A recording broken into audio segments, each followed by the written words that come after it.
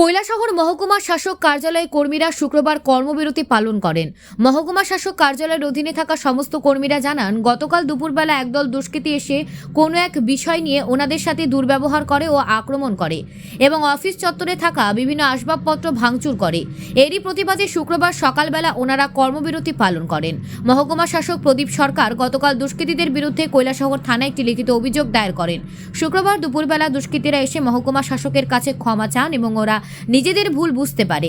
পরবর্তী সময় বিশিষ্ট আইনজীবী সন্দীপ দেবরায় ও TRKS মহকুমা কমিটির বরিষ্ঠ কার্যকর্তা পার্থসারথী দত্ত উক্ত বিষয় নিয়ে মহকুমা শাসক প্রদীপ সরকারের সাথে দীর্ঘ সময় আলাপ আলোচনা করেন।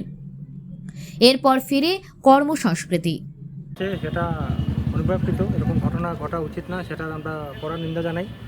এখান থেকে যেগুলি SDM সাহেবও এখানে ছিলেন না স্টেশনে, তো যখন শুনতে পেলাম আমরা সেটা নিয়ে একটা সংজ্ঞান নিয়েছি এবং তারপর সবার সঙ্গে কথা হয়েছে। যারা এরকম করেছিল এটা একটা মানে মিসইনফরমেশন, মিসলিড হয়ে এরকম হয়েছে, কিন্তু এটা হওয়া কখনো কাম্য নয় এবং ভবিষ্যতে যেন এরকম ঘটনা যেন আর না ঘটে।